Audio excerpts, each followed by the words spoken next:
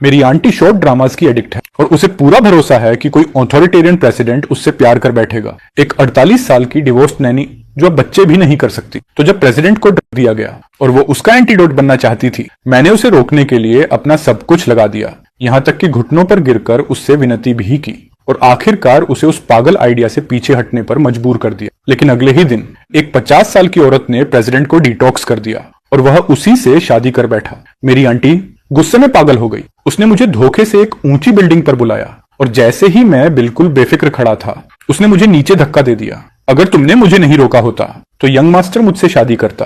तुम ही वजह हो कि मैंने अपना सच्चा प्यार और खुशहाल बुढ़ापा खो दिया। आंख दोबारा खुली तो मैं उसी दिन रिबॉर्न हो चुका था जिस दिन प्रेसिडेंट को ड्रग दिया गया था। स्वयं मैंने अभी यंग मास्टर को उसके कमरे में जाते देखा है। लगता है उसे ड्रग किया गया है और वो खुद ही अकेले सफर करने के लिए छिप रहा है। मुझे उससे पहले पहुंचना होगा जिसने उसे ड्रग किया और मैं ही उसे क्योर करूंगी। यंग मास्टर मुझसे प्यार करेगा और मैं इस घर की मालकिन बन जाऊंगी। आंटी की एक्साइटेड आवाज सुनते ही मेरे शरीर का दर्द और घुटन गायब हो गए और मेरी धुंधली नजर उसके चिकने चेहरे पर फोकस हो गई। पिछली जिंदगी में मैं अच्छी तरह जानता था कि अमीरों की दुनिया कितनी डीप होती है और ये हमारे जैसे आम लोगों के बस की बात नहीं। इसीलिए मैं घुटनों पर गिर गया था ताकि उसे जाने से रोक सकूं। लेकिन मैंने ये नहीं सोचा था कि वो मेरी अच्छी नीयत समझने के बजाय मुझे ही नीचे धकेल देगी। इस जिंदगी में मैं उसका सपना खुद पूरा करूंगा, हाई सोसाइटी में घुसने का। ये कैसी नजर है? क्या तुम मुझे फिर से रोकने की कोशिश कर रहे हो? मैं मुस्कुराया और कहा, आंटी जाओ, हिम्मत से अपने सच्चे प्यार और अपने हैप्पी ओल्ड एज का पीछा करो। तुम्हारा भतीजा तुम्हें बिल्कुल नहीं रोकेगा। जे क्या ही अच्छा भतीजा हूं मैं। मैंने उसे फूसिनन के कमरे में जाते देखा और टाइम कैलकुलेट करके सीधे नीचे वाले फ्लोर के बैंक्वेट में भागा और जाकर मिसेस फू के सामने फट कर रो पड़ा। मैडम मैडम, मेरी आंटी गायब हो गई है। मैं बहुत परेशान हूं उसके लिए। मेरी चीखें सुनकर सारे गेस्ट्स रुक गए। किसी ने मेरी आंटी को देखा है? मैंने हाथ से इशारा करते हुए पूछा। एक 40 समथिंग साल की नैनी। मिसेस फ्यूम ने नफरत से देखा और बटलर को धीरे से कहा, ओल्ड नैनीज रखना ही प्रॉब्लम है, जाओ इसे ढूंढने में मदद करो। गेस्ट हमारे साथ साथ पूरे घर में उसे ढूंढते रहे लेकिन वो कहीं नहीं मिली। आखिरकार सब लोग फुसिनान के कमरे के बाहर पहुंचे क्योंकि अंदर से कुछ एम्बैरेसिंग साउंड्स आ रही थी। सभी के चेहरे अजीब हो गए। मिसेस फ्यूम की आंखें गुस्से से भर गईं। शायद किसी ने गलत रूम ले लिया होगा। मेरा बेटा किसी ओल्ड नैनी के साथ कैसे हो सकता है? रिडिकुलस। लेकिन हमने हर जगह ढूंढ लिया। क्या मेरी आंटी बाहर चली गई? मिसेस फ्यू बस मुझे टालना चाहती थी। कौन जाने, जाकर बाहर ढूंढो। मैंने हाँ में सिर हिलाया और सीधा घर से बाहर निकलकर पुलिस को कॉल कर दिया। गेस्ट हटने का नाम नहीं ले रहे थे। सबको फ्री का ड्रामा देखना था। जब पुलिस आई, उन्होंने सिर्फ रूम ही नहीं बल्कि सिक्योरिटी कैमरास भी चेक किए। गेस्ट्स भी पीछे पीछे चले आए, चाय पीने की तरह चटकारे लेते हुए। और जैसे ही वीडियो में दिखा कि फुसिनियान लड़खड़ाते हुए कमरे में गया और आंटी हैंगओवर सूप लेकर अंदर गई और फिर उसे जोर से अंदर खींच लिया गया। सबके चेहरे पोट्री बन गए। मिसेस फू के चेहरे का एक्सप्रेशन ऐसा था जैसे उसने कोई मक्खी निगल ली हो। वो मुझे घूरने लगी। मैंने अपनी जांघ छुटकी और रोते हुए बोला, मैडम मेरी आंटी के लिए जस्टिस कीजिए। अगर इतने लोग ना होते तो मिसेस फू मुझे वहीं एक थप्पड़ मार देती। मामला इतना बिगड़ चुका था कि मेरी आंटी अब पूरी तरह फू फैमिली पर चिपक चुकी थी। पहले तो वो हर बार मिसेस फू के सामने घुटनों पर गिर जाती, कहती कि वो अपनी भतीजी के साथ बेघर है और दया की भीख मांगती कि हमें घर पर रहने दिया जाए। मिसेस फू को लगने लगा कि हमारे पास सच में कहीं जाने की जगह नहीं है और उसने हमें सबसे गंदे, सबसे भारी कामों में झोंक दिया। मैं ये सब बर्दाश्त नहीं कर पाता था। कई बार मैंने आंटी से कहा, लीव इट, चलो कहीं झोपड़ी में भी रह लेंगे, लेकिन रोज की ये इंसल्ट मत सहो। लेकिन वो कहती, तुम क्या जानो जितनी दुखी औरत होती है, प्रेसिडेंट उसे उतना जल्दी प्यार करता है। यही पहला स्टेप है ट्रू लव का। और बोलती बहुत थी, काम सारा मुझसे करवाती थी और गुस्सा भी मुझ पर निकालती थी। पिछली जिंदगी में फूसिनन को क्योर करने वाली तंग जिंगलन थी। मिसेस फू की सबसे अच्छी दोस्त, सालों से अकेली जी रही एक विडो। मिसेस फू उसे मना नहीं कर सकती थी लेकिन हमें तो आसानी से कुचल सकती थी। इसलिए मुझे बड़ा सा तमाशा खड़ा करना था ताकि आंटी को अपना ट्रू लव मिल सके। गेस्ट्स काफी नहीं थे। मैंने मौका देखकर सिक्योरिटी कैमरा की वीडियो अनोनिमसली एंटरटेनमेंट रिपोर्टर्स को भेज दी। रातों रात फू कॉर्पोरेशन के प्रेसिडेंट वाला स्कैंडल ट्रेंड में आ गया और पूरा इंटरनेट फू फैमिली को रोस्ट करने लगा। मिस्टर और मिसेस फू पहले ही तंग आ चुके थे और आंटी सुबह सुबह गर्दन पर किस मार्क्स लेकर हाजिर हो गई कि उन्हें एक्सेप्ट किया जाए।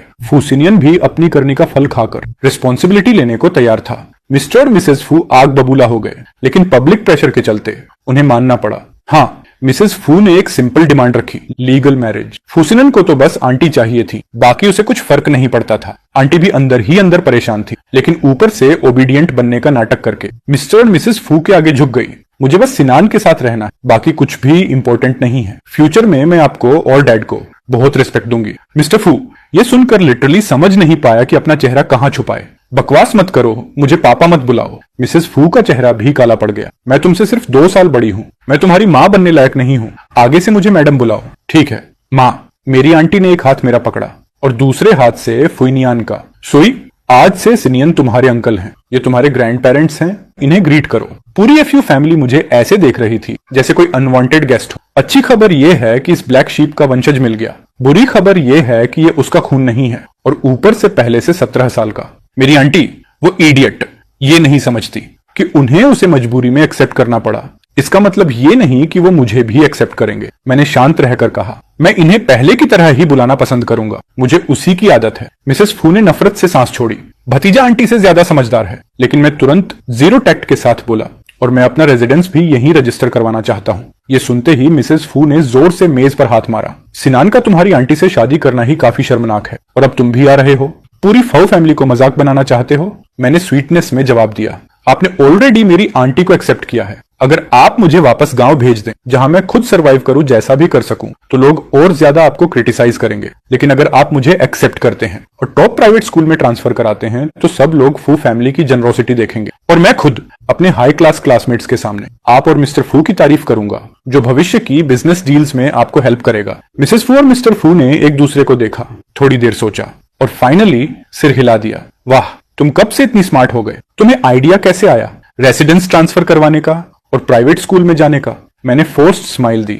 अगर मैं स्मार्ट नहीं होता तो आप मुझे कब का निकाल चुकी होती। आंटी ने हाथ हवा में घुमाया। अरे ऐसा नहीं है, मैं तो पहले शादी करने वाली थी, फिर सिमियन से तुम्हारी रिकमेंडेशन करती ताकि तुम्हें घर में आरामदायक काम मिल जाए और मैं तुम्हारा ध्यान रख सकूं। लेकिन तुमने तो मुझे ही सरप्राइज कर दिया। इतने क्लेवर के डॉक्यूमेंट्स भी तैयार कर लिए। अब से तुम्हें मेरा रिस्पेक्ट करना होगा। मेरे बिना तुम्हें ये लग्जूरियस लाइफ नहीं मिलती, समझे? मैं बाहर से मुस्कुरा रहा था, लेकिन अंदर से मेरी नजर पूरी तरह डार्क हो चुकी थी। समझ गया आंटी, आपको वही रेस्पेक्ट मिलेगा जिसकी आप हकदार हैं। रेसिडेंस शिफ्ट में सिर्फ कुछ मिनट लगते हैं, लेकिन प्रोविंस ट्रांसफर में पूरा 1 महीना जाता है। उसके बाद ही स्कूल बदल सकता हूँ। आंटी ने मुझे पूरी तरह इग्नोर किया और फिर फुसिनियान के साथ अपने रोमांस में लग गई। मैं क्वाइटली अपना बैग लेकर स्कूल चला गया। टीचर्स और स्टूडेंट्स दोनों ने ट्रेंडिंग न्यूज देख ली थी। बाहर से सिंपैथी दिखाते थे, लेकिन अंदर ही अंदर मेरा मजाक उड़ाते थे। मैंने किसी को इंपॉर्टेंस नहीं दी। क्लास कामली सुनी और जहां कुछ समझ नहीं आया टीचर से पूछ लिया। टीचर ने सार्कास्टिक टोन में कहा, वाह, अब पढ़ाई में इंटरेस्ट आने लगा है। बेहतर है अपनी आंटी से सीखो और कोई शॉर्टकट ढूंढ लो। मैंने अपनी किताब बंद की। टीचर, आपको मेरी आंटी से बहुत जेलसी है। टीचर की आंखें शौक में फैल गईं। क्या कहा तुमने? मैं उस औरत से जेलसी करूंगी? मैंने कोल्ड टोन में कहा, बिल्कुल, क्योंकि आप मेडिग्रिटी में जीती हैं और फिर भी खुद को सुपीरियर मानती हैं, जबकि मेरी आंटी का आदमी टोल, हैंडसम और रिच है। आप जेलस नहीं होंगी तो क्या होंगी?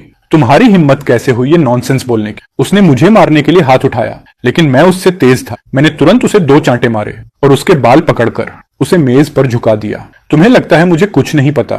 हर बार जब प्रिंसिपल तुम्हें काम देता है, तुम स्कूल के पास वाली इंटरसेक्शन पर उतरते हो। मैंने कई बार देखा है। तुम खुद नीचे से उठकर आई हो, फिर भी गरीब बच्चों को नीचा दिखाती हो और रिच किड्स को अलाउ करती हो कि वो हमें बुली करें। You deserve this. तुम जैसे इंसान को मेरी पिछली जिंदगी में टीचर बनने का हक ही नहीं था। इसी इंसान की वजह से आंटी मुझे अक्सर मारती थी। बाद में मैंने आंटी को रोकने की कोशिश की कि वो फुसिनियान को सूप न दे, जिससे उसका हाई सोसाइटी में जाने का मौका छिन गया। उसने मान लिया कि मैं उसकी प्रोग्रेस नहीं चाहता और उसने मुझे बेरहमी से म्यांमार के नॉर्थ में बेच दिया था। टीचर ने मुझे जोर से धक्का दिया, लेकिन मैंने मौका पाकर उसके बालों का गुच्छा नोच लिया। अभी बताता हूँ। मैं तुरंत ऑफिस से भागा। मुझे पता था वह प्रिंसिपल के पास जाएगा और गार्डियंस को बुलाएगा।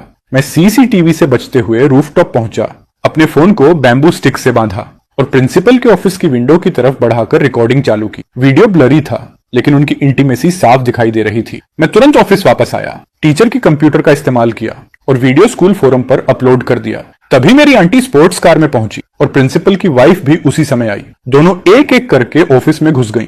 आंटी ने उसे भी रिलेटिव समझकर कहा, आजकल के बच्चे सिर दर्द हैं, लेकिन आजकल के टीचर्स तो उससे भी बदतर। जैसे ही वो अंदर आई, मेरी आंटी गुस्से में मेरी तरफ झपटी, लेकिन प्रिंसिपल की वाइफ उससे भी तेज निकली। वो सीधे टीचर पर टूट पड़ी, उसके बाल पकड़कर उसे बुरी तरह पीटने लगी। प्रिंसिपल दहशत में चिल्लाया, हनी, ये मिसअंडरस्टैंडिंग है, वीडियो फेक है, डोंट बी इंपल्सिव। वह चीखा, लेकिन उसकी वाइफ ने कुछ नहीं सुना। उसने प्रिंसिपल को ही एक जोरदार थप्पड़ जड़ दिया। मेरी आंटी पूरी तरह स्टैंड खड़ी रह गई। वहीं पीछे से आता फुनियन पूरा मजा लेते हुए तमाशा देखने लगा। मैंने आंटी के कान में धीरे से फुसफुसाया, आंटी, तुम शादी करना चाहती हो? वो शौक में रह गई। ऑफ कोर्स, मैंने रोते हुए कहा। उसे पता नहीं था कि मैं क्या प्लान कर रहा हूं, लेकिन इंस्टिंक्टिवली वो भी वहीं मेरा साथ देते हुए जोर जोर से रोने लगी, जैसा मैंने चाहा था। मैंने उसे वो रिकॉर्डिंग सुनाई जिसमें टीचर उसकी बेइज्जती कर रही थी। आंटी और भी जोर से रोने लगी। मुझे यकीन नहीं हो रहा, मेरी वजह से तुम्हें स्कूल में इतना हमालिएट किया गया है। मैं अब और जीना नहीं चाहती। फूसिनियन तुरंत दौड़कर आया। सुफेन, क्या हुआ तुम्हें? आंटी ने फोन का ऑडियो उसे सुना दिया। वो गुस्से से तिलमिला उठा और मेरा फोन जमीन पर दे मारा। किस घटिया स्कूल की टीचर! फुसिनियान की औरत का मजाक उड़ाने की हिम्मत कैसी हुई? प्रिंसिपल स्क्रैचेस से भरा चेहरा लेकर केओस रोकने की कोशिश कर रहा था। जैसे ही उसने फुनियन को देखा, वो तुरंत माफी मांगने के लिए भागा। मैंने मौका देखकर आग में और तेजी से घी डाल दिया। सर, टीचर अकेली नहीं थी, सब मेरा मजाक उड़ा रहे थे। यंग मास्टर कभी किसी चीज की रिस्पॉन्सिबिलिटी नहीं लेता। ये सुनकर फ्यूसिनियन बेकाबू हो गया और उसने प्रिंसिपल को पीटना शुरू कर दिया। टीचर उसी रात शहर छोड़कर भाग गई और अपना वर्ड ऑफ ऑनर साबित करने के लिए फुसिनियन ने उसी वक्त राजधानी में मेरा रेजिडेंस रजिस्ट्रेशन करवा दिया। अगले दिन उसने मुझे एक एरिस्टोक्रेटिक स्कूल में ट्रांसफर भी करा दिया और कॉम्पेंसेशन के तौर पर सबसे नया मोबाइल मॉडल भी खरीद कर दे दिया। शाम को एक लग्जरी होटल की टॉप फ्लोर पर फुनियन ने एक भव्य शादी का प्रपोजल रखा। पंखुड़ियों की बारिश, गाना, लाइट्स, सब कुछ। और उसने आंटी को एक ब्लैक कार्ड दिया, कॉर्पोरेट प्रेसिडेंट्स वाला एक्सक्लूसिव कार्ड। बोला कि असली वेडिंग इससे भी ज्यादा ग्रैंड होगी। मिस्टर फू तो बस चाहता था कि मैरिज सर्टिफिकेट क्वाइटली कंपनी की वेबसाइट पर डाल दिया जाए, लो प्रोफाइल। लेकिन फुनियन ने इतनी ओवर एक्टिंग कर दी कि वो वायरल हो गया। फॉरेन क्लाइंट्स तक ने लाइव देखा कि 48 साल की एक औरत को पेटल्स के नीचे किस करके प्रपोज किया जा रहा है। उन्होंने फोन कर मिस्टर फू को कंग्रेचुलेशंस तक दे दी। उनकी इतनी इंसल्ट हुई कि उनकी ब्लड प्रेशर बढ़ गया और वो अस्पताल पहुंच गए। मिसेस फू ने गुस्से में कहा, सिनियन तो यंग और इमेच्योर है, पर तुम्हारी उम्र में भी समझ नहीं है। What a shame. तुम्हारे पिता को क्या जवाब देंगे? आंटी ने डायमंड रिंग सहलाया और धीरे से बोली, ये शर्म की बात कैसे हुई? ये तो गुड न्यूज है। एक्सपेक्टेड भी नहीं था कि वो सबके सामने मुझे किस करेगा। मैंने मना किया था, पर मैं उसे पुश नहीं कर पाई। मिसेस फू ने दांत पीसे। बस ये फेक इनोसेंट एक्टिंग बंद करो, अपनी उम्र देखो सिनियन। लेकिन उसने रोमांटिक टोन में कहा, एज डजंट मैटर। मेरी नजर में वो अब भी 18 साल की लड़की जैसी ही है। इस बार तो मिसेस फू भी पिघल गई नहीं, लिटरली डिस्गस्टेड हो गई। मुझे खुद को उल्टी रोकनी पड़ी। आंटी और फुसिनियन का बेहया रोमांस जारी रहा। मैं 1 महीने पहले एरिस्टोक्रेटिक स्कूल पहुंच गया। वहां के स्टूडेंट्स क्लासी थे, बुलिंग ऑलमोस्ट नहीं करते, क्योंकि उनके लिए फैमिली की रेपुटेशन ज्यादा बड़ी चीज थी। मेरा अपब्रिंगिंग उनसे बहुत अलग था, इसलिए वो मुझे क्यूरियोसिटी से देखते थे। सुई, तुमने बचपन से पियानो क्लासेस नहीं ली? तुमने 8 लैंग्वेजेस नहीं सीखी? तुमने posture classes, golf, equestrian training, floral arts नहीं की? तुम वीकली सोशल इवेंट्स पर भी नहीं जाते थे? मैं कंफ्यूज्ड होकर बोला, नहीं। ओ, तुम्हारी लाइफ कितनी इजी रही होगी। आई एनवी यू। उनकी आंखों में जेलसी फेक नहीं थी। वहीं मुझे पहली बार समझ आया कि मैं और ये लोग 2 अलग वर्ल्ड से आते हैं। जब मैं घर पहुंचा तो आंटी को फ्यूसिनियन की दी हुई ब्लैक कार्ड से मैंने तुरंत ट्यूटर्स हायर कर लिए। बेसिक क्लासेस नहीं, 8 लैंग्वेजेस, आर्ट्स, सब कुछ, हर स्किल जो मुझे अपग्रेड करे। आंटी ने तिरस्कार से कहा, ये सब बेवकूफी मत सीखो। क्या तुम मुझे समझते हो? चुपचाप घर में मेड बनकर रहो। फ्यूचर में किसी ड्राइवर की लड़की दिला दूंगी, स्टेबल लाइफ मिलेगी बस। वाह, क्या आंटी है मेरी। पहली जिंदगी में मैं यही सोचता था कि कैसे उसकी अप्रूवल पाऊं, लेकिन इस बार मेरा मोटिव सिर्फ एक था, उसके पैसे निकालना। मैंने काल्म टोन में कहा, आंटी मैं सब तुम्हारे लिए सीख रहा हूं। तुम्हें ये सब सीखने में लाज आती है। रिच किड्स फॉरेन लैंग्वेजेस जानते हैं, उनके पेरेंट्स भी। इवेंट्स में जब यंग मास्टर तुम्हें ले जाएगा और हाई क्लास लेडीज आएंगी, मैं हेल्प कर पाऊंगा। तुम्हारी इमेज अच्छी लगेगी, फैमिली को भी फायदा होगा। आंटी ने थोड़ी देर सोचा, ठीक है, पढ़ाई अच्छे से करना, मेरा पैसा बर्बाद मत करना। वो रातें फुसिनियन के साथ एंजॉय करती रही और मैं दिन रात पढ़ता रहा। सुबह पोस्चर ट्रेनिंग, फ्री टाइम में लैंग्वेजेस, रात में स्टडीज, वीकेंड में पियानो और हॉर्स राइडिंग, एक भी दिन छोड़े बिना। 1 महीने बाद एक बड़ा कमर्शियल इवेंट हुआ। फ्यूजिनियन इनवाइट्स था और आंटी का इरादा था ज्वेलरी दिखाना, डिजाइनर गाउन्स पहनना और हाई सोसाइटी में शाइन करना। मैंने इमेजिन किया था कि फ्यूसिनियन और आंटी दोनों सबके सामने चमकते हुए एंट्री करेंगे। शादी के बाद से आंटी को मिसेस फू ने घर में प्रैक्टिकली अरेस्ट करके रखा था। कोई पब्लिक इवेंट अटेंड नहीं करने देती थी। डर था कि कहीं वो फैमिली फू की इंसल्ट ना करा दे। लेकिन जैसे ही बैंक्वेट की इन्वाइट आई, आंटी ने कोकेतो टोन में कहा, सिनियन देखो, यहाँ अकम्पनिंग गेस्ट्स अलाउड हैं, मुझे भी ले चलो, मुझे भी इंपॉर्टेंट लोग देखने हैं। फुसिनियन ने बुरे मूड में कहा, ये बहुत फॉर्मल बैंक्वेट है, हाई लेवल लोग होंगे, तुम्हें क्यों ले जाऊं? तुम कुछ समझोगी भी नहीं। अगर तुमने एम्बेरसमेंट कर दी तो मां फिर से डांटेंगी। आंटी ने मुझे झट से उनकी तरफ खींचा। मेरा न्यूप नेफ समझता है, वो इंटरप्रेटर बन जाएगा मेरा। फुसिनियन हंस पड़ा। उसे ले जाऊं? क्या मजाक है। इनवाइट में अकम्पनिंग गेस्ट लिखा है, वो तुम्हारी फैमिली नहीं है और तुम सोचती हो कुछ हाई स्कूल इंग्लिश से ये इंटरप्रेटर बनेगा। ये बैंक्वेट एलमनाई मीट नहीं है। आंटी का चेहरा डार्क हो गया। उसने मेरे कंधे पर नेल्स गड़ा दिए और मेरे कान में फुसफुसाई, तुमने कहा था ना, जो तुम पढ़ रहे हो उससे मेरी इमेज अच्छी लगेगी। अगर बाहर भी नहीं जा सकी तो पढ़ाई बंद, सब बंद। लेकिन पढ़ाई मेरे लिए सोशल लैडर थी, मैं बीच में छोड़ नहीं सकता। मैंने फूसिनियन के सामने अपनी क्लासमेट को कॉल किया और फ्लुएंट इंग्लिश में उससे बात की। फूसिनियन का मुंह खुला का खुला रह गया। मैंने कॉल काटा और मुस्कुराकर कहा, सर, मेरी क्लासमेट डायरेक्टर लियो की डॉटर है, वो बैंक्वेट में आ रही है। उसने बताया कि डायरेक्टर को एक बड़े प्रोजेक्ट के लिए पार्टनर चाहिए, अगर मैं जाऊं तो बात करने में हेल्प कर सकता हूं। फूसिनियन ने ताना मारा, मैं तुम्हारे कॉन्टेक्ट से फेवर मांगू? तभी मिस्टर फू वहां से गुजर रहे थे। वो सही कह रहा है, प्रोजेक्ट अच्छा है, क्या तुम सच में डायरेक्टर लियो से बात कर लोगे?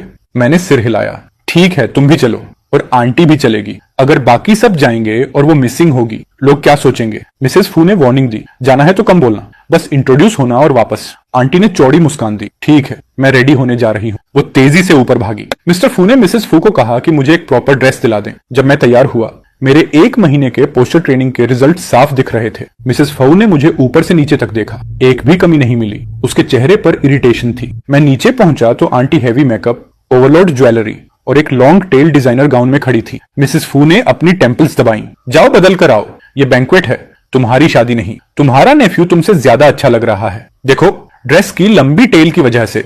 आंटी टेल पर ही पैर रखकर सीढ़ियों से गिर गई।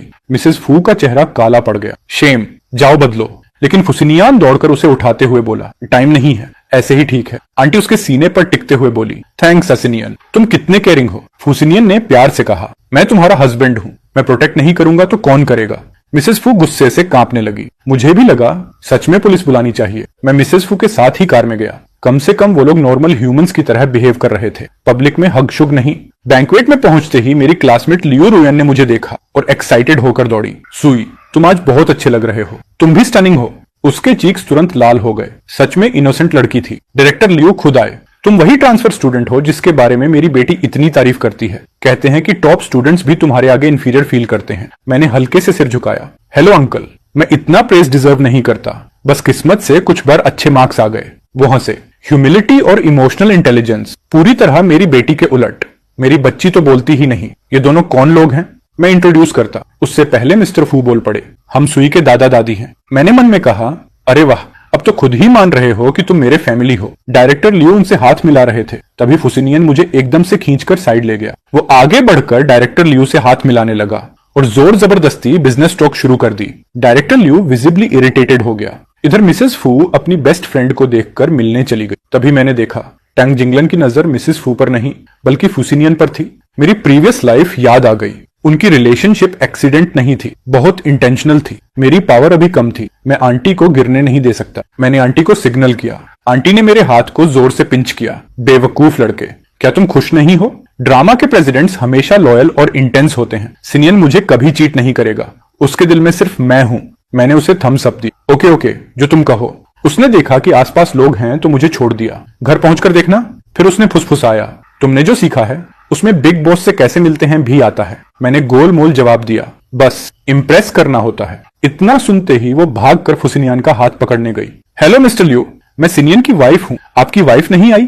क्या आपको पसंद नहीं थी इसलिए नहीं लाए? डायरेक्टर लियो का चेहरा डार्क हो गया। हाई सोसाइटी में सब जानते थे कि डायरेक्टर लियो हाल ही में विडोवर बने हैं। कोई भी ये बात छेड़ता नहीं। फुसिनियन शर्म से मर गया और आंटी को पीछे खींचा। सॉरी मिस्टर लियो, वो अभी विदेश से लौटी है। आंटी ने अपनी बड़ी बड़ी आंखें झपकाईं, जो उसकी उम्र के हिसाब से बिल्कुल भी फिट नहीं बैठती थी, क्योंकि फुसिनान ने उस वक्त उसका स्टेटस ऊपर उठाने में मदद कर दी थी। ये देखकर वो खुद ही हैरान थी। उसने धीरे से कहा, हाँ, मैं अभी अभी विदेश से लौटी हूँ। वहां कस्टम्स थोड़े लिबरल होते हैं। अगर तलाक चाहिए तो तलाक ले लेते हैं। अगर अपनी वाइफ से खुश नहीं हो, जैसे मेरे ससुर सास जो बस एक दूसरे पर तरस खाते हैं, तो जल्दी अलग हो जाना और अपनी खुद की हैप्पीनेस ढूंढना ही अच्छा है। मिस्टर लू गुस्से से कांप रहे थे। उन्होंने कहा, आप लोग खुद डिसाइड करो, मैं निकल रहा हूं। इतना कहकर वो बिना पीछे मुड़े वहां से चले गए। आंटी ने फ्यूसिनियन को पकड़ लिया, जो मिस्टर लू के पीछे जाने की कोशिश में था। सिनियन, मैंने नहीं सोचा था कि इतनी उम्र में भी मिस्टर लू इतने शर्मीले होंगे।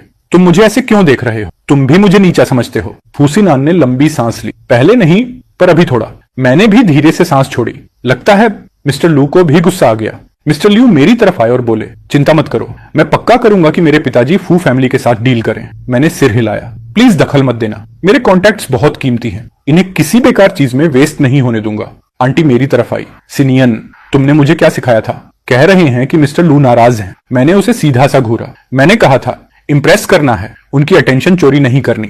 इसके बाद मैं ज्यादातर वक्त मिस्टर फू के साथ खड़ा रहा, चुपचाप उन्हें ऑब्जर्व करता हुआ, देखता कैसे वो बड़े एग्जीक्यूटिव लोगों से बात कर रहे थे। उनकी बातों से कई बिजनेस ट्रेंड समझ में आए जिन्हें मैंने दिमाग में नोट कर लिया। मैं उनकी बातों में इतनी गहराई से डूबा था कि तभी आंटी मुझे खींच ले गई। तुम सही कह रहे थे, वो औरत सस्पिशियस है। वो फुसिनान को कुछ पार्टनर्स मिलवाने का बोल रही थी, लेकिन मेरा देखो, अलग दिखने के चक्कर में उससे चिपक ही रही है। थोड़ी देर पहले तो ड्रंकन बनकर उसके शोल्डर पर झुक गई, अब दोनों कुछ फॉरेन लैंग्वेज में बात कर रहे हैं। मुझे समझ नहीं आ रहा। असल में वो मुझे बुला रही थी ताकि मैं ट्रांसलेट कर दूं। जैसे ही हम पास पहुंचे, टैंग जिंगलन ने हमें देखकर लैंग्वेज बदल ली और फ्रेंच बोलने लगी। फुसिनन ने कंफ्यूजन वाली फेस बना ली। स्पष्ट था कि उसे कुछ समझ नहीं आया। फिर टांग जिंगलन ने इंग्लिश में कहा, मिस्टर लियू का प्रोजेक्ट मैं तुम्हें दिलवा सकती हूँ। What will you give me in return? फुसिनन उसे देखते रहे। उस नजर में साफ इंटेंशन थी। टैंग जिंगलन का एलिगेंट शॉल कंधे से फिसला और फुसिनन की नजर उसी पर टिक गई। 50 साल की उम्र में भी कॉस्मेटिक ट्रीटमेंट की वजह से टैंग जिंगलन में चार्म बचा हुआ था। आंटी अपनी बच्चानी हरकतों और ड्रामों से फुसिनन का इंटरेस्ट कुछ टाइम तक पकड़ सकती थी, पर हमेशा के लिए नहीं। एक तरफ एक सेक्सी समझदार बिजनेस वुमन, दूसरी तरफ एक इमेच्योर प्रॉब्लम क्रिएटर। फर्क साफ था। आंटी ने मेरी बाह पकड़ ली। क्या बोल रहे हैं? इतने देर से एक दूसरे को घूर क्यों रहे हैं? ट्रांसलेट करो। मैं सॉल्यूशन सोच ही रहा था कि आंटी एकदम आगे बढ़ी और तंग जिंगलान को जोरदार थप्पड़ मार दिया। तू मेरे हस्बैंड को सिड्यूस करेगी? तंग जिंगलान एक पल के लिए स्टंड हुई, फिर उसके चेहरे पर एक हल्की जीत वाली मुस्कान उभर आई। उसने एक भी आंसू नहीं बहाया। उसकी नकली मजबूती ने सबको इमोशनली स्वे कर दिया। मिसेस फू दौड़ी और आंटी को थप्पड़ जड़ दिया। पागल हो गई हो क्या? मेरी बेस्ट फ्रेंड को मार दिया? फुसिनन ने भी तांग जिंगलान की लाल गाल देख के आंटी को मार दिया। तूने आंटी लान को हाथ लगाया? आंटी बुरी तरह स्पॉइल्ड थी और जब उसे 2 तमाचे लगे तो वो ऑलमोस्ट फट ही पड़ी थी, लेकिन तभी मैंने उसके कान में फुसफुसाया, उनका लेवल अलग है, तुम टक्कर नहीं ले सकती, बस बेहोश होने का नाटक करो। आंटी ने एक गहरी सांस ली और फौरन जमीन पर गिरकर बेहोश होने का ड्रामा किया। मैं उसे पकड़कर डॉक्टर ढूंढने का नाटक करता हुआ बाहर भागा। फू हाउस लौटकर भी आंटी उसी तरह बेहोश बनी रही। मैं चुपके से सर्वेलेंस रूम में घुसा। मेरे मन में बैंक्वेट के बारे में सस्पिशन था और मुझे क्लूज चाहिए थे। मिसेस फू कमरे में खड़ी बस चिल्लाई जा रही थी, वल्गर औरत, मैंने कहा था इसे मत लाई। मिस्टर लू भी नाराज, मेरी बेस्ट फ्रेंड भी नाराज। फुसिनन भी डिसअपॉइंटमेंट में डूबा था। तुम तो कमजोर बनने का नाटक करती हो, लेकिन अभी तो ऑलमोस्ट मेरा स्कैल्प उखाड़ दिया, सबके सामने मुझे इंसल्ट कर दिया। आंटी अंदर ही अंदर भरी हुई थी, पर मैंने रास्ते में उसे वार्निंग दी थी, अगर फू फैमिली से निकाली नहीं जाना चाहती तो एंड तक एक्टिंग कर, अभी बस मेरी खबर का इंतजार करे। उसने रिसेप्शन में इतना तमाशा कर दिया कि अब उसे बिल्कुल लो रहना पड़ेगा। नेटवर्क्स पर ट्रेंड्स छा गए। फू फैमिली का नया ड्रामा, नई बहू और प्रेसिडेंट का ऑटम रोमांस। मिस्टर लू का प्रोजेक्ट अब टैंग मैडम के हाथ में था और वो अब पैनिक में होगी। मिसेस फू ने गुस्से में चिल्लाया, बेहुदा औरत, इसको सीधा मेंटल हॉस्पिटल भेज देते हैं, कुछ दिनों में इससे सिनियन का तलाक भी करवा देंगे, मैं खुद पुलिस स्टेशन में बयान दूंगी। फुसिनियन ने आंटी को देखा। उसकी आंखों में सैडनेस नहीं थी, पर वो मजबूर लग रहा था। फिर उसने कहा, उसकी नीस को भी ले जाओ, मुझे दोनों नहीं चाहिए। आंटी उठकर चिल्ला पड़ी, मैं नहीं जाऊंगी किसी मेंटल हॉस्पिटल। तंग हिनान ने पहले सिड्यूस किया था सिनियन को, क्या मैंने गलत किया उसे मारकर?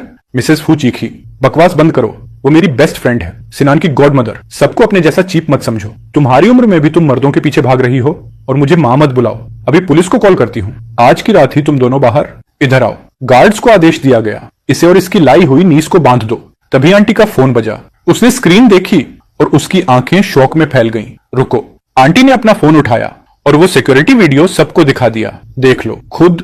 आंटी ने फोन सबके सामने रख दी। वही असली सबूत था कि वो औरत फुसिनियन को सेड्यूस कर रही थी। वीडियो में साफ दिख रहा था कि सर्वेंट्स की नजर हटते ही टैंग जिनलन ने उसकी ड्रिंक में कुछ मिलाया। ये कैमरा मिसेस फू ने ही लगवाया था ताकि सर्वेंट्स चोरी न करें। टैंग जिनलन ने कभी इमेजिन भी नहीं किया था कि वो खुद रिकॉर्ड हो जाएगी। फुइनन बड़बड़ाया, सो ये वही थी। मिसेस फू शॉक में बिल्कुल चुप रह गई। मिस्टर फू ने अपनी कनपटियां दबाई। थीव्स से बचो, फायर से बचो। और देखा, अब अपने ही लोग भी ध्यान रखना पड़ता है। तुम्हें पता ही नहीं चला कि वो हमारे बेटे पर नजर रख रही थी, है ना? मिसेस फू लिटरली बैठ गई। क्या ये कोई गर्व करने वाली बात है? इस वीडियो का इस्तेमाल करके मिस्टर लियू की कोलैबोरेशन ले लेंगे, बस ये ध्यान रखना, उसे दोबारा मत मिलना। फुसिनियन अब भी डीप थॉट में था। उसके एक्सप्रेशन देखकर ऐसा लग रहा था कि टंग जिंगलन के इंटरेस्ट और उसकी चालें उसे शर्मिंदा नहीं कर रही, उल्टा अंदर से थोड़ा खुश कर रही थी। उस दिन के बाद से फुइनान ने मेरी आंटी को पूरी तरह इग्नोर करना शुरू कर दिया। मिसेस फू को साफ बदलता बिहेवियर दिखा और वो राहत महसूस करने लगी कि उसका बेटा फाइनली जाग गया है। इसके बाद उसने मौका मिलते ही आंटी को हर पॉसिबल वे में टेस्ट करना शुरू कर दिया। दिन में आंटी को सास की सेवा करनी पड़ती और रात में फुसिनियन उसे आराम करने भी नहीं देता था। लेट नाइट तक उसे भाग दौड़ करनी पड़ती थी। एक रात आंटी एम्प्लॉयज के कमरे में छुप गई। सुई, आकर मेरी कमर दबा दो। MC कामली बोला। आंटी मैं पढ़ रहा हूँ, नो टाइम। वो गुस्से में बोली, जाकर कोर्टयार्ड में बैठो स्क्वाट में। कल तुम्हें उस ओल्ड लेडी की सर्विस करनी है। मैं ब्यूटी ट्रीटमेंट बुला रही हूँ। मेरी स्किन रफ हो रही है। थोड़ी देर पहले सिनियन ने छुआ तो बोला, स्किन तो चुभ रही है। मैंने शांत टोन में कहा, आंटी मैं नहीं कर सकता, कल मेरा मंथली एग्जाम है। वो चिल्लाई, एग्जाम? यूनिवर्सिटी पास कर भी ली तो क्या? अपर क्लास मैन थोड़े बन जाओगे। टाइम वेस्ट मत करो। उस बूढ़ी की केयर में मेरी मदद करो। जब वो मरेगी फू फैमिली मेरी होगी। तुम्हें अच्छा फ्यूचर नहीं चाहिए? मैंने मन में सोचा, कैसा फ्यूचर? किसी ड्राइवर की बेटी से शादी। लेकिन बाहर से मैंने पेन रखा और उसे मैनिपुलेट करना शुरू किया। आंटी अगर यंग मास्टर का ट्रस्ट चाहिए तो तुम्हें थोड़ा स्ट्रगलिंग दिखना पड़ेगा। अगर मैं पूरा काम कर दूंगा तो उसे कैसे दिखेगा कि तुम कितनी मेहनत करती हो? और मेरी पढ़ाई भी उसी के बेनिफिट के लिए है। अगर मेरे अच्छे मार्क्स आए, मिसेस फू को लगेगा कि तुमने मुझे अच्छे से रेज किया है। वो तुम्हें रेस्पेक्ट से देखेगी। ये ज्यादा फायदा देगा, राइट? तभी दरवाजे की आवाज आई। आंटी तुरंत सोने का नाटक करके लेट गई। बाहर कोई टिपटो करते हुए आया और स्पेयर की से दरवाजा खोल लिया। सुफेन, मिल गया तुम्हें। गेम अभी खत्म नहीं हुआ। तुम यहाँ क्यों छिपी हो? मैंने आंखें घुमाई, नोट्स उठाए और बाथरूम में जाकर ईयर प्लग्स लगा लिए। 1 महीना ऐसे ही निकल गया। आंटी की मेहनत देखकर मिसेस फू थोड़ी सॉफ्ट हुई, लेकिन अब उसकी नजर आंटी के पेट पर जाने लगी। आंटी डर गई। नेक्स्ट डे वो मुझे साथ लेकर एक ट्रेडिशनल डॉक्टर के पास गई। डॉक्टर बोला, तुम मेनोपोज में हो, अब बच्चा नहीं हो सकता। आंटी गुस्से में भड़क गई। क्या मतलब? तुम मशहूर डॉक्टर नहीं हो, मेनोपोज ठीक नहीं कर सकते? इसके बाद उसने आधा महीना छुपकर दवाइयां खाई। उसका पेशेंस खत्म नहीं हुआ, लेकिन फुसिनियन का पेशेंस खत्म हो चुका था। रात के 10 बजे वो बाहर निकलने लगा। आंटी पजामा पहनकर भागी। सिनियन, इतनी रात कहां जा रहे हो? तुम्हारी नीस चाइनीज मेडिसिन पी रही है और तुमसे भी स्मेल आ रही है। मुझे नोजिया हो रही है। वो बोला, फ्रेश एयर लेने जा रहा हूं। आंटी के पास जवाब नहीं था। वो बस रोती हुई मिसेस फू के पास पहुंची। मिसेस फू हंस पड़ी। परफेक्ट, मेरा बेटा फाइनली बाहर जाकर एंजॉय कर रहा है। कोई ऑप्शन नहीं था। आंटी मेरे पास आई रोते हुए। अब मैं क्या करूं? वो मुझे छोड़ देगा। मैंने ड्राई टोन में कहा, तुम्हारे इतने रिसोर्सेस थे ना, अब काम क्यों नहीं आते? वो बोली, पहले मुझे सलाह दे।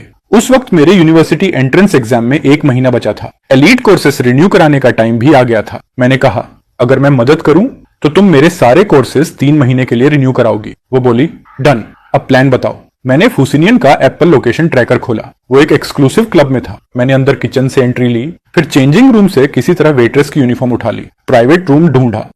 जैसा सोचा था उसे बुलाने वाली तांग झिंगलान ही थी। एक आदमी अपनी आदत नहीं छोड़ता, खासतौर पर जब सामने वही औरत हो जो उसे मैनिपुलेट करना जानती हो। वो सीधा उसके इन्फ्लुएंस में चला गया। मैंने दूर से साफ डिसेंट प्रूफ वाले फोटोज ले लिए, किसी भी एक्सप्लिसिट डिटेल के बिना। टंग जिंगलन का फेस पिक्सल करके एनोनिमस बनाकर यूई को भेज दिया और ओरिजिनल क्लियर फोटोज मिसेस फू को भेज दी।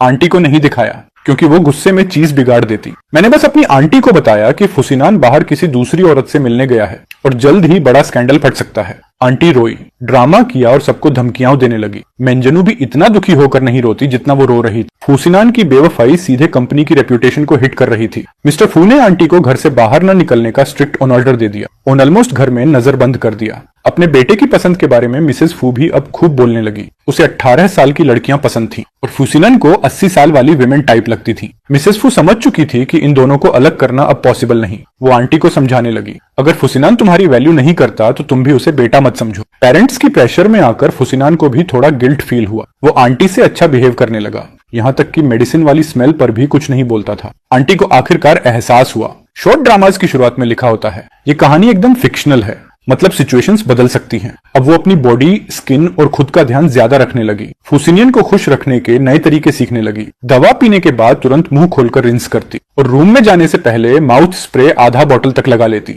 मेरी क्लासेस भी रिन्यू हो गईं। एग्जाम में आधा महीना बाकी था और मैं काफी थका हुआ था। एक दिन मैं घर पहुंचा और मिसेस फू को देखा। मुझे लगा कहीं उन्हें पता तो नहीं चल गया कि आंटी प्रेग्नेंट नहीं हो सकती, लेकिन मिसेस फू हंस क्यों रही थी? मैं अंदर गया और देखा फुसिनान सोफे पर बैठा आंटी के पेट पर हाथ फेरते हुए एकदम खुश लग रहा था। क्या आंटी प्रेग्नेंट थी?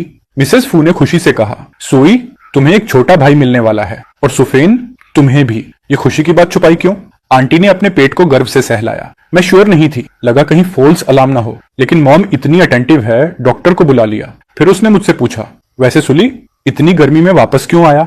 मैंने पसीना पोंछते हुए कहा, कुछ नहीं, बस रूम में जाकर पढ़ाई करूंगा। मैं बिना कोई आंसू गिराए अपने रूम वापस गया। मिसेस फू और फुसिनान दोनों की नजरें अजीब थी। थोड़ी देर बाद आंटी मेरे कमरे में आई। सोई, रोज आना जाना तुम्हारे लिए टायरिंग है, क्यों ना तुम भी रेजिडेंस में शिफ्ट हो जाओ। मैंने अंदर से मुस्कुराहट रोककर कहा, ठीक है आंटी, मैं वीकेंड पर मिलने आऊंगा। आपको आने की जरूरत नहीं। कुछ चाहिए हो तो कॉल करना। टाइम पढ़ाई में लगाओ। मैं बहुत पहले से रेजिडेंस में रहना चाहता था, लेकिन आंटी को मेरे हाथों से सारे हैवी और डर्टी काम करवाना था, इसलिए वो हमेशा मना कर देती थी। लेकिन अब सब सेट था। वो प्रेग्नेंट थी और मैं उसके लिए बोझ बन चुका था। मैंने सामान पैक किया। आंटी ने मुझे सिर्फ एक डुआन दिया। बहुत कम। मैंने उसे गले लगाया और थोड़ा इमोशनल ड्रामा किया। आंटी, मैं आपको छोड़ना नहीं चाहता, रोज कॉल करूंगा। फूसिनन मेरे एक्टिंग से इरिटेट हो गया। उसने मेरे हाथ में 50,000 दुआन्स फेंक दिए। अब तुम बड़े हो गए हो, इंडिपेंडेंट बनो, हमें डिस्टर्ब मत करना। आंटी ये सुनकर चुप रही, बस अपने पेट पर हाथ फेरकर मुड़ गई। मेरे लिए इतना पैसा काफी था। मैंने एक्टिंग वहीं बंद कर दी। ये शायद आखिरी बार थी जब मैं उसे देख रहा था। अब से हाई सोसाइटी वाली लाइफ उसे खुद ही संभालनी थी। एलीट स्कूल की रेजिडेंस काफी लग्जूरियस थी। स्टूडेंट्स कम थे, इसलिए मुझे एक प्राइवेट रूम भी मिला। शिफ्ट होते ही मेरा कमरा रिच किड्स का सीक्रेट एडा बन गया। जब भी उन्हें पेरेंट्स से फ्रस्ट्रेशन होती, वो मेरे रूम में आ जाते। मैं उन्हें वेलकम करता। वो बदले में इंपोर्टेड स्नैक्स और बिजनेस सीक्रेट्स लाते। फुसिनन के दिए 50,000 डुआन को मैंने स्टॉक मार्केट में इन्वेस्ट किया, प्रीवियस लाइफ की यादों और मिलियनेयर किड्स की सीक्रेट इन्फो के साथ। एकदम श्योर शॉट गेम था। यूनिवर्सिटी एंट्रेंस एग्जाम तक मैंने लगभग $500,000 कमा लिया। मेरी कैपेबिलिटी देखकर सारे दोस्त भी अपना पैसा मेरे पास दे रहे थे मैनेज करने के लिए। उनका पैसा संभालना एक बहुत बड़ी इनकम बन गया। मैंने समर में बाहर एक फ्लैट लेने का प्लान बनाया, यूनिवर्सिटी कोर्सेज रिवाइज करने और मार्केट ट्रेंड्स समझने के लिए। यूनिवर्सिटी जाते जाते एक प्रॉपर कंपनी भी खोल सकता था, लेकिन कौन जानता था कि आंटी फिर मुसीबत में फंस जाएगी। मैं अपार्टमेंट देख रहा था, तभी उसका कॉल आया। डियर नेफ्यू, जल्दी इंपीरियल होटल पहुंचो, मुझसे वहीं मिलो, मुझे मदद चाहिए। मैंने कैजुअली पूछा, कैसे सिनियन का इंटरेस्ट तंग हिनलैंड से हटाऊं? मेरे दिमाग में तुरंत सवाल आया, वो फिर टंग जिंगलन के साथ कैसे जुड़ गया? आंटी रोते हुए बोली, मैं बड़ी हूँ, मुझे सीवियर नोजिया और ब्लीडिंग हो रही है। डॉक्टर ने स्ट्रिक्ट आराम बताया है, लेकिन फ्यूसिनान को समझ नहीं आता। वो बार बार मुझे परेशान करता है। मैंने मन में सोचा, ये मेरी चार्मिंग पर्सनैलिटी की गलती है क्या? आंटी ने जारी रखा, मिसेस फऊ ने उसे रूम से बाहर निकाल दिया है। मेरी देखभाल के लिए एक्स्ट्रा लोग लगा दिए हैं। लेकिन कुछ ही दिन में फुसिनियन ने कंट्रोल खो दिया और तांग हिनलन के पास भाग गया। मैंने पूछा, तुम्हें कैसे पता चला कि वो उसी के पास गया? आंटी बोली, किसी अननोन नंबर ने मुझे फोटोज और लोकेशन भेजी है। मैं उन्हें रंगे हाथ पकड़ने जा रही हूँ, जल्दी पहुंचो। अगर नहीं आए तो मैं तुम्हारा खर्चा बंद कर दूंगी। मुझे अब उनके पैसे की जरूरत नहीं थी। मैंने मोबाइल रख दिया और अपार्टमेंट में आखिरी टच दे रहा था। एजेंट ने कहा कि अगर मैं उसके साथ फ्लैट शेयर कर लूं तो सिर्फ हाफ रेंट देना पड़ेगा। जगह में 2 बेडरूम्स और 2 बाथरूम्स थे, जिससे हम एक दूसरे को डिस्टर्ब भी नहीं करेंगे। जैसे ही मैंने हाँ कहा, आंटी का फिर कॉल आ गया। मैंने उठाया, लेकिन वह कुछ बोली नहीं। बस फ्यूसिनियन और टंग जिनलन की हंसी और उनकी हरकतों की आवाज आ रही थी। लगता है मोबाइल उसके पर्स से गलती से लग गया था। फ्यूसिनियन की आवाज भरी हुई थी, हे आंटी लान, तुम अभी भी जबरदस्त मेंटेन्ड हो। तुम्हारी हालत सूफिन से कहीं बेटर है। प्रेग्नेंट होने के बाद वो बस खाती रहती है, एकदम फैट सील की तरह पड़ी रहती। उसको देखकर मुझे उल्टी आने लगती। अचानक आंटी गुस्से में चिल्लाई, फ्यूसिनियन, मैं तुम्हारे बच्चे की माँ हूँ, तुम ऐसा कैसे बोल सकते हो? और फिर सब तरफ क्योस फैल गया। फ्यूसिनियन चिल्लाया, संसुफेन, तुम यहाँ कैसे आ गई? आंटी गुर्राई, तुम जैसे आदमी को मारूंगी नहीं तो क्या करूंगी? तुम तो बस एक काम वाली हो। मुझ पर हाथ उठाने की हिम्मत कैसे की? मारूंगी क्योंकि डिजर्व करते हो, आंटी चिल्लाई। अचानक आंटी दर्द से चीख उठी, आह मेरा पेट।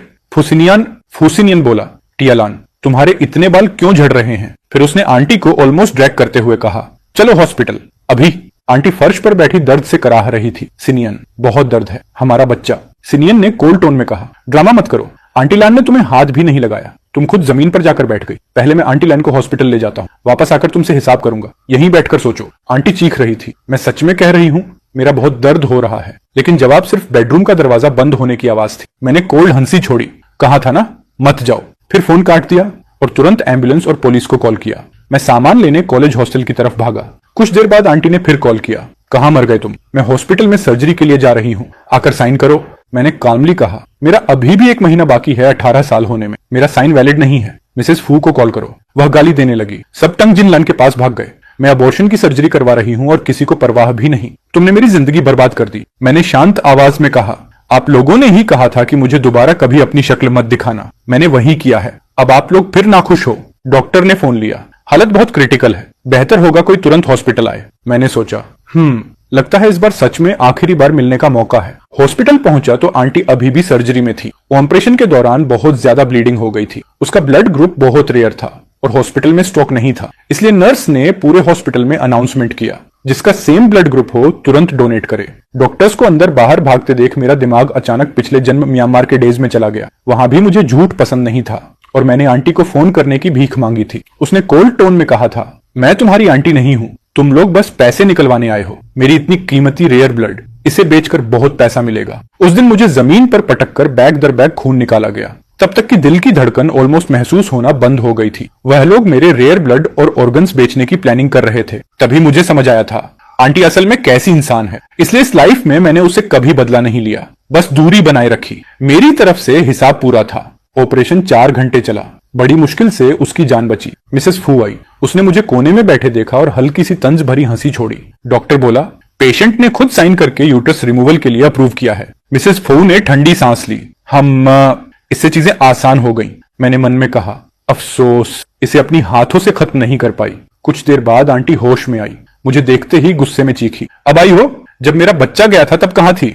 मैंने काल्म वॉइस में कहा, रुको, कोई लंबे टाइम से तुम्हारा इंतजार कर रहा है। मैंने दरवाजा खोला। आंटी ने सर घुमाया। देख आप। फैमिली लॉयर अंदर आया और बोला, मिसेस सन, मैं यंग मास्टर फू की तरफ से डिवोर्स पेपर्स लाया हूं। आंटी चीख पड़ी, ये मिसेस फू की चाल है या सिनियन की? लॉयर बोला, डिसीजन मिसेस फू का है, लेकिन यंग मास्टर ने साइन कर दिया है। आंटी रोते हुए चिल्लाई, वो कहां है? मेरे सामने आए। मैंने कहा, टैंग हिनलान के कमरे में है। पूरी फू फैमिली उसी को पैम्पर कर रही है। तुम्हारा कोई बाल भी नहीं छू सकता वहां। तुम सोचती हो सिनियन वापस आएगा? इम्पॉसिबल। मिस्टर और मिसेस फू सिर्फ अपने फायदों के लिए सोचते हैं। तुम लोग तो बस पॉन हो। आंटी ने फॉर्म फेंक दिया। उसको बुलाओ। उसने कहा था कि वो जिंदगी भर मेरा ख्याल रखेगा।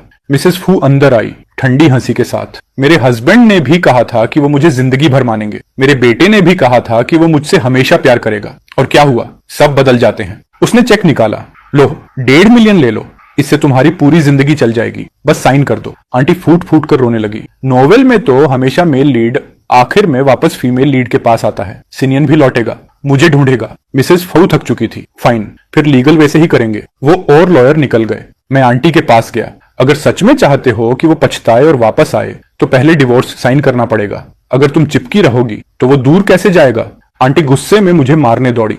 मैं पीछे हट गया। उसका हाथ हवा में रह गया। कुछ नहीं कर पाई तो घमंडी आवाज में बोली, डैडी तुम उतने स्मार्ट नहीं हो, जाओ उसके सामने घुटनों पर गिरकर भीख मांगो, क्राई करो, फू फैमिली के गेट पर ड्रामा करो, जो करना पड़े करो।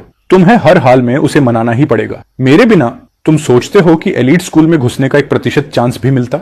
मैंने उसके हाथ वापस हॉस्पिटल बेड पर रखे।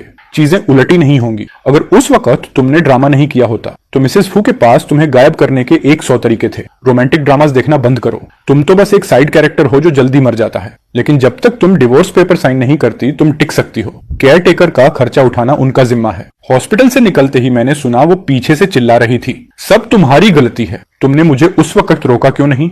मैंने रोका था। इस जिंदगी में मैं उसके लिए अपनी लाइफ फिर बर्बाद नहीं करूंगा। हॉस्पिटल के बाद मैं स्कूल गया और अपना सामान नई जगह शिफ्ट किया। वहां से निकलते हुए मैंने लियू रुयान को देखा। वो बोली, तुम ओनर नहीं बनोगे। लियू रुयान मुस्कुराई। ये घर मैंने पिछले साल के न्यू ईयर गिफ्ट वाले पैसे से खरीदा है। बेड, सोफा, वाटर हीटर सब नया है। अगर कुछ पसंद नहीं आए बता देना। मैं उसके करीब गया और उसकी आंखों में देखा। लियू रुयान, तुम्हें पसंद आया? उसका चेहरा लाल हो गया। तुम मुझे पसंद हो, लेकिन उससे भी ज्यादा तुम मुझे चिंता देते हो। मैं तुम्हारी केयर करना चाहती हूँ। मैंने हल्की सी स्माइल दी। थैंक्स, लेकिन अगले 10 साल मैं किसी के साथ नहीं रहूंगा। मैं बस पढ़ाई, अपनी कंपनी और पैसा कमाने में लगूंगा। रिलेशनशिप मेरी प्रोडक्टिविटी मार देगा। अगर मैं सक्सेसफुल हो गया और तुम उस वक्त सिंगल हुई। लियू रुयान ने नर्वसली निगल लिया। तुम मेरे साथ रहोगे? मैंने सिर हिलाया। जो भी मुझे प्रपोज करेगा उन सब में से मैं सबसे सूटेबल इंसान चुनूंगा। मैरिज भी उसी वक्त होगा जब मैं उसे सही समझूंगा। वो मुझे क्रूअल समझ रही थी, लेकिन ये मेरा प्लान था और मैं इसे बदलूंगा नहीं। सॉरी, बस इतना ही कह सकता हूँ। मैं जा रहा हूँ। उसने मुझे रोका। सुई, मैं ये घर तुम्हें रेंट पर दे रही हूँ। हाफ रेंट लो। इसे एक दोस्त की हेल्प समझो। हम दोनों मेहनत करेंगे और पीक पर मिलेंगे। वो मेरे साथ नहीं रहती थी, लेकिन फिर भी उसने आधा रेंट ही लिया। रिजल्ट वाले दिन मेरे रिच दोस्त वीडियो कॉल पर जबरदस्ती ले आए ताकि सब साथ में देखें। सबके आसपास उनकी फैमिलीज थी, बस मैं अकेला था। शायद इसी वजह से वो इंसिस्ट कर रहे थे कि हम साथ देखें। उन्हें डर था कि मुझे कोई कंसोल करने वाला नहीं होगा। उन्हें नहीं पता था कि मिस्टर फू के पब्लिक इंसल्ट के बाद मैंने अपनी मार्क्स जानबूझकर लो रखी थी ताकि इन रिच लोगों की इज्जत बची रहे। और उन्होंने इसे मेरी गिरती परफॉर्मेंस समझ लिया। लियो रुयन सोचती थी मैं अपनी आंट की वजह से सैड हूं। मैंने माना भी नहीं किया क्योंकि वो मेरे एम्प्लॉयर थे। रिजल्ट देखते ही मैंने ब्लैंक टेबल देखी। जैसा एक्सपेक्टेड था मैं शांत रहा। सब मुझे कंसोल करने लगे। मैंने सिर नीचे किया और हंस दिया। अब एक्ट करने का कोई सेंस नहीं था। मैंने उन्हें ब्लैंक रिजल्ट शीट दिखाई। सुई, तुमने नाम डालना भूल गए क्या? एम्प्टी क्यों है? मिस्टर फू पास आए और उन्होंने लियो रुयन के सिर पर हल्का टैप मारा। बेवकूफ, सुई दुनिया के टॉप 20 में आया है। तुम उसे कभी छू भी नहीं पाओगे। सबके चेहरे शोक में फ्रीज हो गए। 1 सेकंड बाद मेरा फोन एक्सप्लोड हो गया। हर तरफ से मैसेजेस। वीडियो कॉल बंद की। उसी दिन 2 बड़ी यूनिवर्सिटीज के रिप्रेजेंटेटिव्स मुझसे मिलने आ गए। ऑलरेडी मेरा टारगेट क्लियर था तो मैंने ज्यादा सोचा नहीं। रात तक मेरा दिल तेज चल रहा था। सक्सेस एक कदम और पास था। नेक्स्ट मॉर्निंग फोन की आवाज से उठा। आंट की मीठी आवाज थी। सुई, हे तुम्हारी चाची तुम्हें याद कर रही है। मैं तुरंत अलर्ट हो गया। लगता है उसे पता चल गया कि मैं प्रेसिटीज कॉलेज में घुस गया। मैंने फ्रेंड्स से बोला था सीक्रेट रखना। उन्होंने बिट्रे कैसे किया? मैं बोला जो बोलना है फोन पर बोलो। वो बोली कुछ नहीं, बस याद कर रही थी। होटल डुंगुन आ जाओ, इस प्राइवेट हॉल लिया है। मैं आखिरकार चला गया। प्राइवेट हॉल में पहुंचते ही आंटी व्हाइट बाल, कमजोर चेहरा और आंटी टाइप एक्सपेंसिव कपड़े पहने बैठी थी। पुरानी सी 2 ज्वेलरी पीसेस भी थी जो वो पहले कभी नहीं पहनती थी। वो भागकर मुझे गले लगी। सुई, तुम्हारी आंटी अब सुधर गई है। बस तुम ही हो जो सच में मेरी परवाह करते हो। मैं फ्यूजन को डिवोर्स कर रही हूँ। उसके बाद हम दोनों 1.5 मिलियन लेकर विदेश चलेंगे जहां तुम चाहोगे। ये वही वर्ड्स थे जिनके लिए मैं पिछली लाइफ में तरसा था, लेकिन अब उनका मुझ पर 1% असर भी नहीं पड़ा। मैं वॉशरूम गया, पानी लिया, वापस आया और फोन में लगा रहा। वो बार बार मुझे खाना सर्व कर रही थी। देखो कितने पतले हो गए हो, फोन छोड़ो और खाओ। मैंने भी उसे खाना सर्व किया। आंटी तुम भी खाओ। वो हंसी। मुझे भूख नहीं, ये सब तुम खाओ। मैंने चॉपस्टिक रख दिए और बोला आंटी तुम सच में बदल गई हो। पहले अगर अच्छा खाना होता, तुम हमेशा पहले खुद खाती थी और कहती थी औरत को पहले खुद स्ट्रांग होना चाहिए, तभी दूसरों का ख्याल रख सकती है। अजीब सी खामोशी में मेरी आंटी मुझे शक भरी नजरों से देख रही थी। मैंने गर्दन नीचे की ओर बोला आंटी बहुत गर्मी हो रही है, क्या इस कमरे में एसी ऑन नहीं है? आंटी ने राहत की सांस ली और मेरे पास आई। शायद बंद है, चलो ऊपर चलते हैं, ठंडा मिलेगा। मैंने उसे हल्का सा पीछे धकेला। क्या किया तुमने? आंटी आगे बढ़कर मुझे पकड़ने लगी। सोए, तुम्हारी आंटी ही तुम्हारी अकेली फैमिली है। तुम मेरी हेल्प करोगे ना? फुसिनान ने कहा है अगर तुम उन रिच औरतें को खुश रखोगे और डील पक्की करा दोगे तो वो मुझे अच्छा रिवॉर्ड देगा। मैं पहले ही समझ चुका था कि ये सब अच्छा नहीं होने वाला। उसकी जुबान से ये सब सुनकर दिल खाली सा हो गया। मेरी अपनी आंटी एक मर्द के लिए मुझे आग में फेंकने को रेडी थी। मैं चिल्लाया तुमने मुझे डर दिया। मैं अभी एडल्ट भी नहीं हूं, तुम इंसान हो भी। आंटी ने तुरंत मेरे मुंह पर हाथ रख दिया। धीरे बोलो, अगर तुम कुछ नहीं बोलोगे तो कौन जानेगा। मैंने आंखें तरेरी। क्या मैं पागल हूं? मुझे पता है ली रुयन जैसी बड़ी हेरेस भी यहाँ है। तभी फुसिनीन गुस्से में कमरे में घुसा। इतनी देर क्यों लगा दी? खाना खा लिया इसने? आंटी बोली हाँ खा लिया। वो बोला डजंट मैटर, बस मुझे सौंप दो। आंटी ने बिना हिचक मुझे उसकी तरफ धक्का दे दिया। फुसिनियन, तुमने प्रॉमिस किया था इसके बाद तुम तांगिन को छोड़ दोगे। मुझे चीट मत करना। वो ठंडेपन से बोला this isn't your business anymore. वाह क्या आंटी है मेरी। मैंने उसका कॉलर पकड़कर उसे टेबल पर दे मारा और उसके मुंह में वही ड्रग वाला खाना ठूंस दिया। फुसिनियन कुछ समझ ही नहीं पाया और कई निवाले निगल गया। वो हड़बड़ाकर बोला आई गॉट ट्रिक्ड। आंटी ने डर कर कहा मैंने तो इसे खाते नहीं देखा। मैंने कुर्सी पर रखे कपड़े उठाए और उसमें लगी माइक्रो कैमरा निकाल ली। मैंने पूरा प्लान रिकॉर्ड किया है और मैं सिर्फ वही हिस्सा खाया था जिसमें ड्रग नहीं था। अब दोनों जेल जाने के लिए रेडी हो जाओ। वो कैमरा छीनने के लिए मुझ पर झपटा।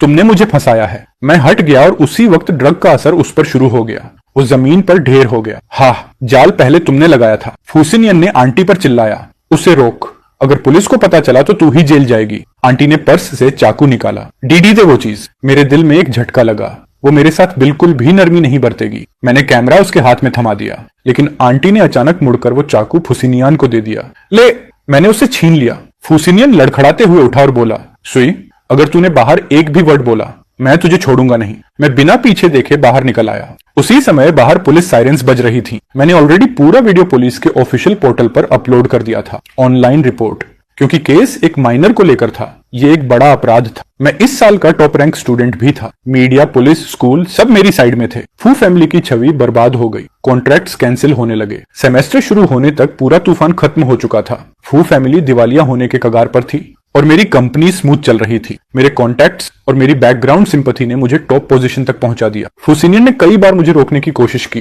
लेकिन मैं हर बार उसे आसानी से मात देता गया। पहली हियरिंग में मैंने अपनी आंटी को देखा, थकी हुई, बाल बिखरे, चेहरे पर दाग धब्बे। मुझे देखकर उसने रोकर कहा सुई, गलती हो गई, मैं जेल नहीं जाना चाहती, मैं तुम्हारी फैमिली हूँ। कौन न्यूपा अपनी आंटी को जेल भेजता है? उसकी हालत देखते ही मुझे म्यांमार वाली अपनी पास्ट लाइफ याद आ गई। मैं भी ऐसे ही गिड़गिड़ा रहा था और उसने कभी पुलिस नहीं बुलाई थी। मैंने सोचा मैं तो दया वाला इंसान हूँ, कम से कम वो जिंदा तो रहेगी, अंग निकालकर जिंदा दफन नहीं की जाएगी जैसे पिछली बार। मैंने जज की तरफ देखकर दुखी सा एक्सप्रेशन दिया।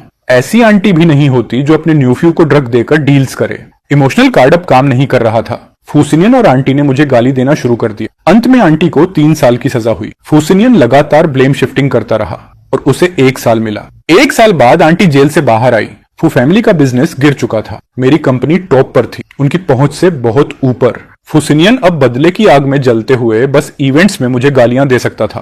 तूने मुझे जेल भेजा, तू रिच आंटीज के पैसे से कंपनी खोलता है। कितनी खोली? बोल।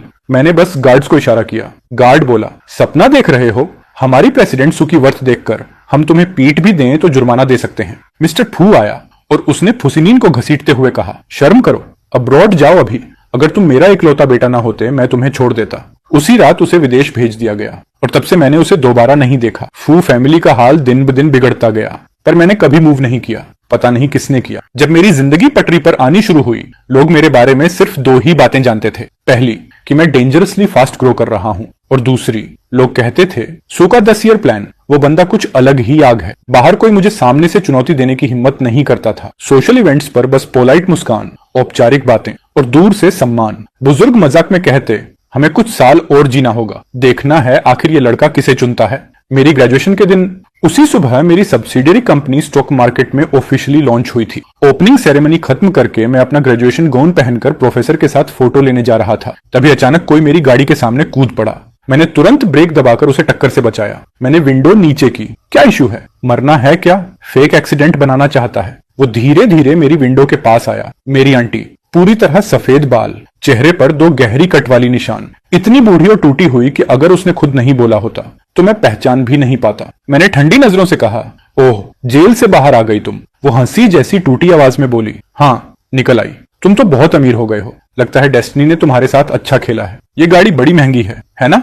दरवाजा खोलो, अंदर बैठना चाहती, थोड़ा आराम कर लूं। मैंने लॉक तक नहीं खोला, सिर्फ उसे देखा, बिना किसी इमोशन के।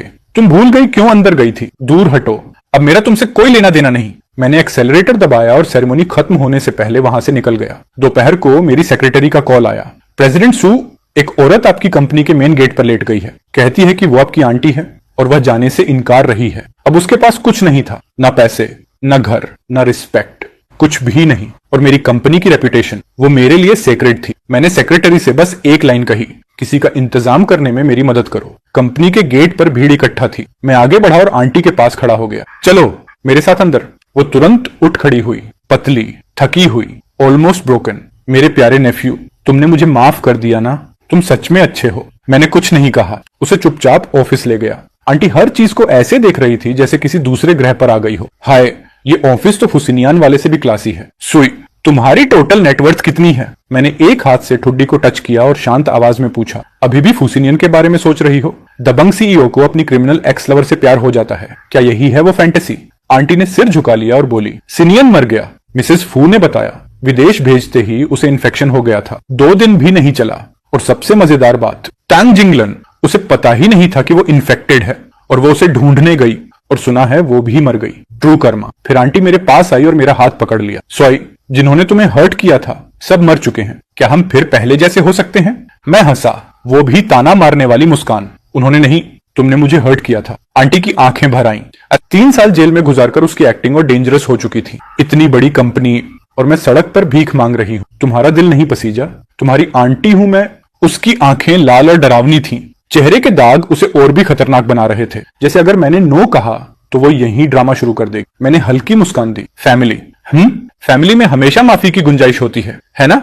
उसी वक्त इंटरकॉम बजा। प्रेसिडेंट सू, यंग प्रेसिडेंट ल्यू आ गई हैं। ल्यू रुयन, मेरी ही उम्र, उसी यूनिवर्सिटी की स्टूडेंट और अगले साल अपनी फैमिली सब कंपनी संभालने वाली, हाई टियर बिजनेस वर्ल्ड की फ्यूचर क्वीन। मैंने काल्म आवाज में कहा, सेंड हर इन। फिर आंटी की तरफ मुड़ा, रेस्टरूम में जाओ, वार्डरोब में क्लोथ्स हैं, नहाने या सोने की जरूरत हो तो कर लेना, मेरी एक बहुत इंपॉर्टेंट क्लाइंट आई है। आंटी ओबीडियंटली अंदर चली गई। ल्यू रुयन अंदर आई, कॉन्फिडेंट वॉक, शार्प सूट और वो मैच्योर एलिगेंस जो पहले नहीं थी। मैंने उसे रेस्ट रूम की तरफ जाते देखा। मैंने उसे इशारे से चुप रहने को कहा और उसे विंडो के पास ले गया, जानते हुए कि आंटी अंदर से कान लगाकर सब सुन रही होगी। मैंने उसके कॉलर को स्ट्रेटन किया और क्लोज लीन करके पूछा, क्यों आई हो, किसे ढूंढ रही हो? If you came for me, वो कामली बोली, तुम्हें पता है मैं किसे ढूंढ रही हूँ? तुम्हारे आंटी के एक्स लवर को, क्योंकि मुझे लगा वो जेल से बाहर आने वाली है। लगता है हमारे सोचे हुए प्लान्स मिलते हैं। मैंने उसका चेहरा देखा, बहुत मेच्योर, बहुत composed. President Liu, this time you really got a big win. मैंने खुद को तुरंत नॉर्मल किया। लियू ग्रुप वाला लैंड चाहिए, ले लो, मेरे साथ कैलकुलेशंस की जरूरत नहीं है। वो डिसअपॉइंटेड लगी। अजीब है, तुम खुद मुझे शर्ट ठीक करने का चांस दे रहे हो, पहले तो इतना क्लोज आने नहीं देते थे। मैंने आंखें घुमाई। तुम होपलेस रोमांटिक हो, किसी को क्या नहीं पता। तुम्हारी मॉम भी ऐसी ही थी, जब से उनकी डेथ हुई तुमने किसी को पास नहीं आने दिया। तुम आज तक अकेली हो। That's loyalty, that's rare. मैं उसकी बातों से बचने के लिए बोला, तुम फिर से फ्लेक्स कर रही हो मुझ पर। वो हंस दी। तभी आंटी रेस्ट रूम से बाहर आई, मेरे घर के क्लोथ्स हाथ में लिए हुए। सुई, यहाँ तो बहुत अच्छे आउटफिट्स हैं। ओह, ये तो प्रेसिडेंट लियो की बेटी है ना? अब समझ आया तुम इतना सक्सेस कैसे हुए। उनकी मदद मिल गई होगी ना? मेरा चेहरा तुरंत ठंडा हो गया। बस करो, प्लान्स मत बनाओ। प्रेसिडेंट लियू बिजी है, डिनर के लिए टाइम नहीं है। लेकिन आंटी आगे बढ़कर लियू रुयान का हाथ पकड़ लेती है। कैसा प्लान? घर का खाना किसी होटल से बेटर होता है। तुम दोनों आओ ना, मैं 2 स्पेशल डिशेस बनाऊंगी हमारी ग्रेटिट्यूड दिखाने के लिए। छोटी लियू, बताओ प्रेसिडेंट लियू के पास कब टाइम है? जैसे ही पता चले मुझे नोटिफाई कर देना। मैंने अपनी आंटी का हाथ हटाया और लियू रुयान को इशारा किया। फैमिली में अभी बहुत कुछ बात करनी बाकी है। इतनी जल्दी इनवाइट करने की क्या जरूरत थी? मेरे कुछ पेंडिंग काम है, मैं निकल रहा हूँ। आंटी का चेहरा बिगड़ गया, जैसे मुझे डांटने ही वाली थी। पर तभी मैंने अपनी सेक्रेटरी को कॉल कर लिया। आंटी फिर एकदम खुश हो गई। सेक्रेटरी, मेरे लिए होटल टल के सारे स्टार डिशेस वाला पूरा बैंक्वेट अरेंज कर दो और उसे सीधे मेरे घर भेजो। आंटी ने चमकती आंखों से कहा, सुना है वो जगह बहुत हाई क्लास है, सिर्फ अमीर लोग अफोर्ड कर सकते हैं वहां खाना। मैंने कहा, एग्जैक्टली, आज हम सब बातें क्लियर करेंगे आफ्टर वर्क। मैं आंटी को घर ले आया। एम्प्लॉय ने खाना लगा दिया था और मैंने उसे लंबी छुट्टी दे दी। आंटी आते ही सीधे मेरे ड्रेसिंग रूम में चली गई, तैयार होकर मेज पर बैठ गई। हे सोई, क्या तुम नहीं सोचते कि तुम्हारी आंटी में अभी भी चार्म बचा है? वो अपने बाल ठीक करने लगी। वो प्रेसिडेंट लियू के पास कोई नहीं है, कोई नहीं जो उसे केयर करे, वार्मथ दे। तुम मेरी थोड़ी हेल्प कर दो। जब मैं फ्यूचर में मिसेस लियू बन जाऊं तो मैं भी तुम्हें खूब हेल्प करूंगी। मैं हल्का मुस्कुराया। प्रेसिडेंट लियू तो उसके लिए कम थी ही। मैंने तो उसके फैंटेसी नॉवेल जैसा पूरा सेटअप तैयार कर दिया था। Dominating president falls in love with her x convict वाला सीन, वो बस आने ही वाला है। मैंने कहा। आंटी चौंक गई। सच में? वरी मत करो, वो तुम्हें डिसअपॉइंट नहीं करेगा। लेकिन एक बात साफ, ज्यादा शोर मत करना। भले मेरा घर इंडिपेंडेंट शिलेट है, लेकिन पड़ोसी तो हैं। आंटी ने बेपरवाह हाथ हिलाया। जब केमिस्ट्री होती है तो कौन कंट्रोल कर सकता है? मैंने कहा, खाना ठंडा हो रहा है, ईट, वेस्ट मत करो। लेकिन आंटी एक्साइटमेंट में पूरे 2 कोर भी नहीं खा पाई। वो भागकर फिर मेकअप ठीक करने, नहाने और फेस मास्क लगाने चली गई। ठीक तभी डोरबेल बजा। मैंने दरवाजा खोला। लगभग 20 साल से मैंने उसे नहीं देखा था, लेकिन उसकी इमेज मेरे दिमाग में हमेशा जमी रही थी। वो बूढ़ा, बहुत पतला, सिक्योरिटी गार्ड वाली यूनिफॉर्म में, और चीक्स धंसी हुई। लियू रुयान ने बताया था कि वो अब रिहैब में है, अल्कोहल नहीं पीता। 2 साल पहले उसे लिवर कैंसर का अंतिम स्टेज मिला था। पेन ने उसका सारा गुस्सा खत्म कर दिया था। अब कोई उसके मेडिकल बिल्स दे दे तो वो किसी का भी गुलाम बनने को तैयार था। मुझे देखते ही वो उसी पुरानी नजर से देखने लगा जैसे पहले करता था, सारा स्क्रूटनी भरा हुआ। कौन सोच सकता था कि तुम इतनी बड़ी कंपनी की प्रेसिडेंट बन जाओगे? हमारे पुरखे प्राउड होंगे। बोलो, आखिर तुम किसकी साइड हो? मैंने कोई एक्सप्लेनेशन नहीं दी। अगर कोई आंटी को डराता है तो मुझे ही फायदा। मैं तुम्हारे मेडिकल बिल्स पे करूंगा ताकि तुम्हारे आखिरी दिन आराम से जाए। तुम बस आंटी का ध्यान रखना, जैसे पहले रखते थे। कल मैं तुम दोनों की दोबारा शादी करा दूंगा। फैमिली फिर से रिनाइट हो जाएगी। वो ठहाका मारकर हंसा और बड़े कदमों से अंदर घुस गया। मेज पर खाना देखकर कटोरा उठाया और खाने लगा। आंटी हिलती डुलती बाहर आई। सोई, कोई आया है क्या? तुम मैंने साइड से मुस्कुराकर कहा। Surprise aunty. मैंने अंकल को ढूंढ लिया।